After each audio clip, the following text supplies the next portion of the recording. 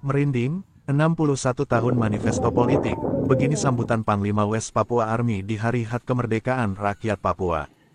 Totio Paniai, Jala Papua.com. Dalam kesempatan Hari Kemerdekaan bagi bangsa Papua Barat yang jatuh pada tanggal 1 Desember tahun 1961 dan juga merupakan hari manifesto politik sehingga Panglima tertinggi West Papua Army, Sorong Samarai RR, Demianus Magayogi juga berpotensi menyalurkan sambutan sebagai bentuk apresiasi yang sangat merinding. Totio, Rabu, tanggal 1 Desember tahun 2022.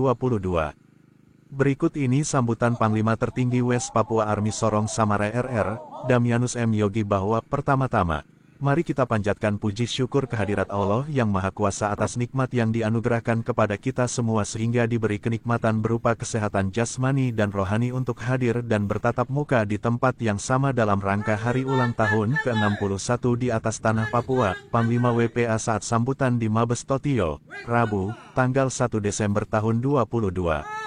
Shalom pembebasan bangsa yang tertindas dan mengalami selama 61 tahun dari sejak tahun 1963 sampai kini 2022, cukup mengalirkan air mata dan tumpah darah yang tak berhenti. Shalom kepada pendahulu revolusi pembebasan bangsa West Papua, yang telah gugur di medan perang, katanya saat Jala Papua menerima keterangan via Messenger, pukul 21.27 malam, Kamis, tanggal 2 Desember tahun 2022.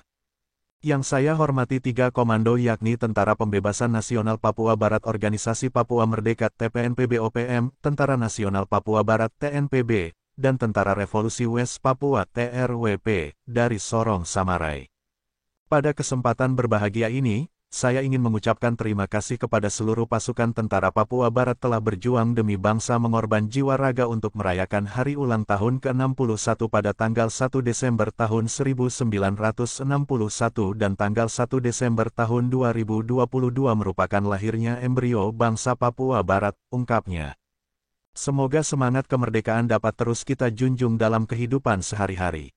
Saya juga ingin mengajak kepada seluruh pasukan militer West Papua hal yang positif demi mewujudkan negara Papua Barat.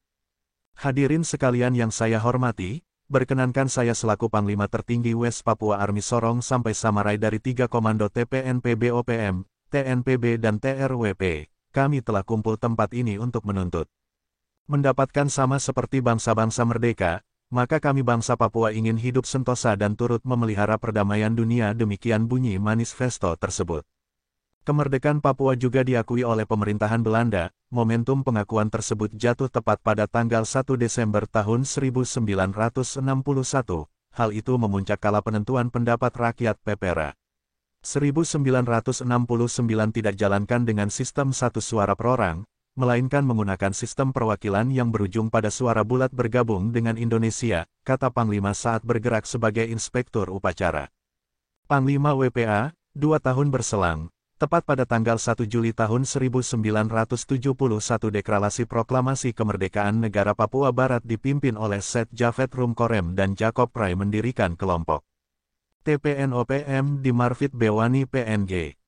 Disitulah akar perpecahan terjadi, dan akhirnya beberapa kelompok gerilyawan muncul sendiri-sendiri dengan masing-masing pemimpinnya. Jadi peristiwa perayaan, tanggal 1 Desember itu murni untuk merayakan negara Papua Barat yang telah diumumkan oleh Belanda. Hadirin sekalian yang saya hormati, dinilai dari kerakusan kolonial Indonesia tidak berhenti membuat rakyat dibunuh, siksa, dimutilasi dan lain-lain di atas tanah air bangsa Papua sampai kini pada tahun 2022, West Papua Army sebagai lembaga penanggung jawab atau sayap militer, akan terus berjuang dan merebut hak kedaulatan yang telah dirampas oleh bangsa kolonial NKRI. Tegas Panglima WPA RR Damianus M. Yogi. Sambutan ini saya sampaikan kepada seluruh pasukan tentara Papua Barat bahwa kerja 6 bulan ke depan adalah sebagai berikut. Agenda prioritas pertama kerja 6 bulan ke depan adalah perundingan damai di tanah Papua diawasi oleh PBB dan duduk Indonesia Papua untuk menyelesaikan konflik tanah Papua Barat.